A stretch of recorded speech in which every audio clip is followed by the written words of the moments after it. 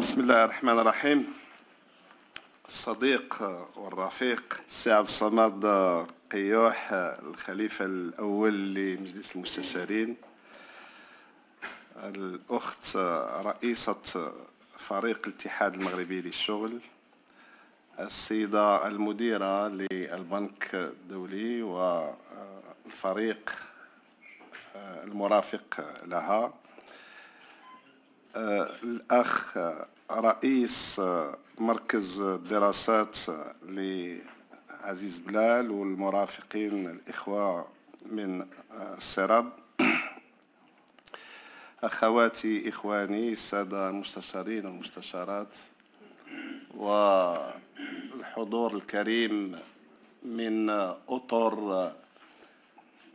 للحركة النقابية وإخواني من مختلف الفروق البرلمانية. اسمحوا لي في البداية أن أهنئ فريق الاتحاد المغربي للشغل بمجلس المستشارين على هذه المبادرة اللي كيقوم بها من أجل تنوير الرأي العام الوطني والرأي العام العمالي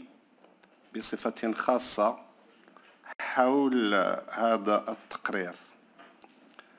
الاتحاد المغربي للشغل الذي لعب ويلعب دور رئيسي في مجلس المستشارين، بل يمكنني أن أقول لكم منذ نشأة المجلس في 97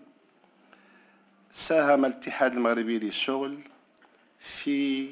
إبداع وتجويد أحسن القوانين التي عرفتها بلادنا. على سبيل المثال لا الحصر، مدونة الشغل التي كانت حبيسة الحكومات السابقة لمدة 25 سنة، واللي بفضل التوافق والتراضي، وهنا أتوجه من خلال هذه الملاحظة إلى المديرة وإلى الفريق المرافق لها، لأن ما يلي جد مهم حول أسباب نزول هذه المدونة، مدونة الشغل، أقول اللي كانت حبيسة دهاليز الإدارات والحكومات لمدة 25 سنة، واللي بفضل النيات الحسنة تم التوافق والتراضي عليها من طرف الحركة النقابية ومن طرف أرباب العمل في اتحاد المقاولات بالمغرب، ثم الحكومة، فالتوافق والتراضي في إطار حوار اجتماعي، ثم داخل المجلس المستشارين تمت المصادقة عليها بالإجماع، ثم مدونة أخرى الذي أصبح المغرب في طليعة الدول اللي كيتمتع بها، وهي مدونة التغطية الصحية، اللي كذلك كانت من صنع بالطبع الحركة النقابية وأرباب العمل، واللي ساهم فيها مجلس المستشارين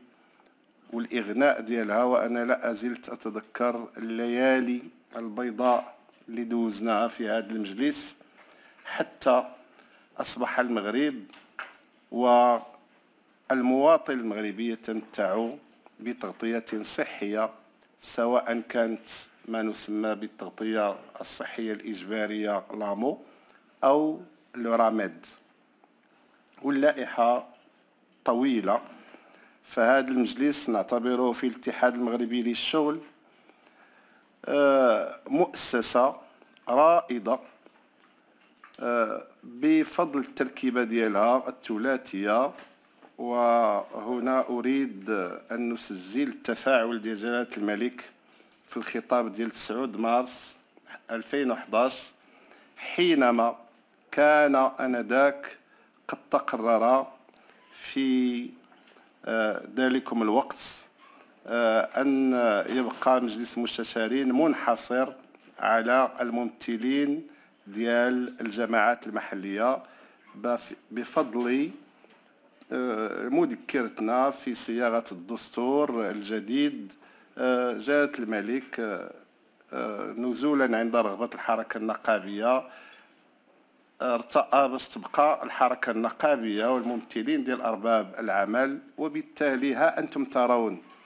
الدور كما قال الأخ عبد الصمد، الدور الطلائعي اللي كتلعبوا الحركة النقابية داخل المجلس من أجل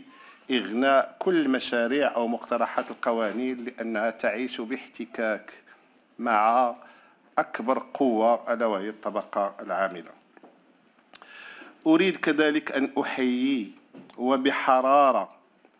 إخواني لمركز الدراسات للرفيق عزيز بلال الله يرحمه. بالنسبة للشباب اللي حاضر معنا، عزيز بلال الاقتصادي الكبير تتلمذت على أيديه في الكليات أجيال من الاقتصاديين الكبار للبلاد. عزيز بلال السياسي المحنك، الرجل الذي كان دائما يتبنى القضايا السياسية الكبرى للبلاد. عزيز بلال رحمه الله النقابي كذلك، الذي كان يؤمن بوحدة العمل النقابي داخل الاتحاد المغربي للشغل، وكان بالطبع في الجامعة الوطنية للتعليم الاتحاد المغربي للشغل بجانب رفاق كبار من رجالة الدولة الآن كمولاي إسماعيل العلوي، كفتح الله والعلو، كدريس الراضي، كل شيء كان في الاتحاد المغربي للشغل. فعزيز بلال رحمه الله هذه المبادرة مع الاتحاد المغربي للشغل فهي أولا عرفان لهذا الرجل الذي فقدناه، وكان المغرب في أمس الحاجة إليه. Si vous permettez, puisque nous avons Madame la directrice et ses collaborateurs ici, pour faciliter un peu la tâche au traducteur, puisque de toute façon nous sommes des syndicalistes et il faut prendre en considération les conditions du travail des interprètes, dont les normes internationales ne doivent pas dépasser 30 minutes. Donc je vais leur épargner pour leur permettre de se reposer. Nous, à l'UMT, nous avons lu avec une attention particulière cette note ou ce rapport sur le capital immatériel à l'horizon 2040. Et mesdames, messieurs, je vais être franc avec vous, car vaut mieux être franc et être direct que de mettre des gants de velours sur un thème et un sujet et un rapport aussi important. Notre grande déception, et je dis bien notre grande déception, et c'est avec une grande amertume que nous avons pris connaissance par voie de presse d'abord de l'existence de ce rapport. Il n'y a eu ni consultation, ni même prise de contact avec le mouvement syndical et à sa tête l'organisation syndicale la plus représentative dans le pays, pour ne pas dire dans le Maghreb, puisque vous êtes directrice de la région MENA. Donc,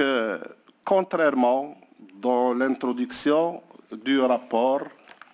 nous avons eu à remarquer que plusieurs départements ministériels ont été consultés, associés, que plusieurs ONG, que l'organisation patronale a été même partie prenante.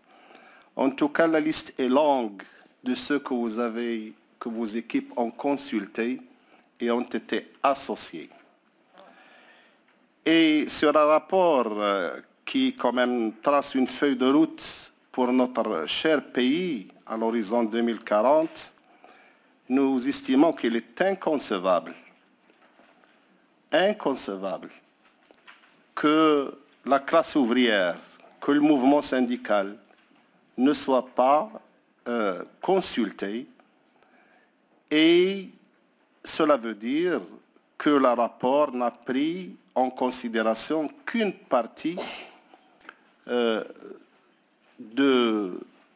des avis qui ont été formulés. Or, comme vous le savez, et comme tout le monde le sait, la force du travail qui fait tourner l'économie, qui fait tourner le pays, étant justement cette catégorie sociale qui est la classe ouvrière. Et quand je dis classe ouvrière, ce ne sont pas uniquement les ouvriers qui sont dans les usines,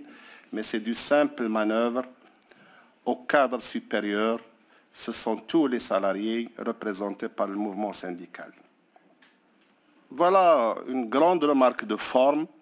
très importante, qui a beaucoup conditionné votre rapport, et par suite, beaucoup de failles ont été relevées et auront des répercussions très graves sur le devenir de la cohésion sociale de notre Maroc. Bien sûr, notre gouvernement, qui en principe, puisque la Constitution l'oblige, d'opérer un partenariat,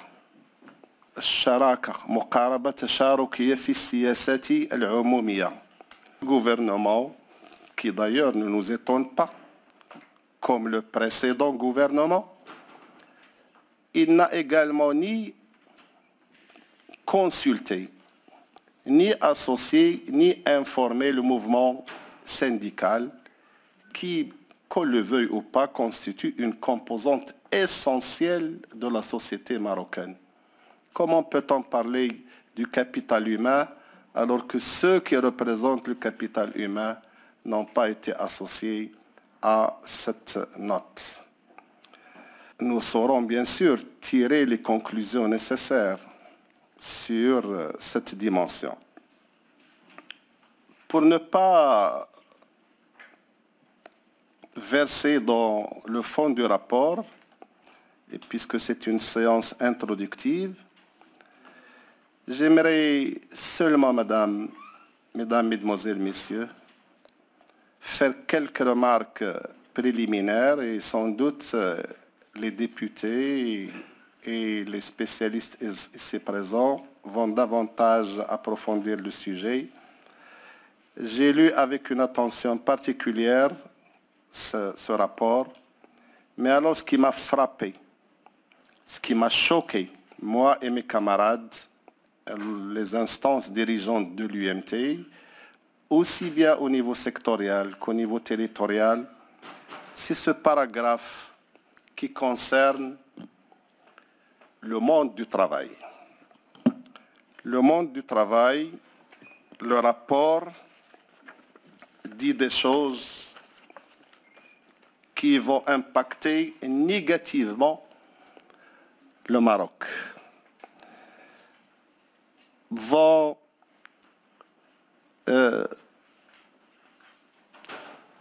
éliminer la cohésion sociale de notre pays, qui constitue le ciment de la société marocaine. Lorsque vous préconisez, le rapport préconise le licenciement des salariés et la facilitation de ce licenciement par ce mot qu'on appelle flexibilité. Ça veut dire jeter des milliers ou des dizaines de milliers de salariés dans la pauvreté et l'exclusion. Et donc, c'est plutôt un retour en arrière. lorsque le rapport revient à une position, à une revendication patronale qui date des années de 2003, lorsqu'il dit que le SMIC est très élevé et qu'il faut le minorer. Or, les études ont démontré que le SMIC actuel, qui n'est même pas appliqué par un certain patronat, est dans le secteur formel, non pas dans le secteur informel comme vous dites, ça veut dire également approfondir l'exclusion et la pauvreté. Je continue et je termine. Lorsque le rapport dit également qu'il faut réviser le mode de rémunération des heures supplémentaires, c'est également un retour en arrière. Lorsque, bien sûr, il préconise la révision du Code du travail dans le sens de la déréglementation, de la régression, ça veut dire également livrer les salariés dans tous les secteurs d'activité à l'exploitation. Le retour à la période de post-1913, à ce qu'on appelle le louage du service. Et pour terminer, lorsque, encore une fois, avec une ingérence dans la limitation du droit de grève, c'est également frapper de plein fouet un des droits fondamentaux, un des droits qui fait partie intégrante des droits de l'homme, car le droit de protester contre les violations de la loi est également une atteinte aux droits de l'homme. Ben voilà, mes chers camarades, messieurs les représentants de la Banque mondiale, j'ai préféré être franc et direct avec vous, sans règle de bienséance, pour attirer votre attention, aussi bien sur la forme de la rédaction de ce rapport que sur le fond, sans vouloir verser dans les autres chapitres que si nous avons été consultés, nous aurions bien sûr pu enrichir davantage ce rapport en prenant en considération certaines données. Pour ne pas être nihiliste, nous à l'UMT, on ne dit pas que tout est mauvais. Nous sommes réalistes et je ne nie pas qu'il y a certaines parties sur la formation continue qui, bien sûr, constitue une avancée pour notre pays, sur les leviers pour l'éducation nationale, sur, par exemple, l'intermédiation concernant le marché du travail, sur tout ce qui est flexibilité de notre monnaie, et la liste est longue. Donc, tout en prenant acte de certaines avancées, j'ai tenu à émettre les réserves les plus catégoriques sur ce chapitre concernant le monde du travail et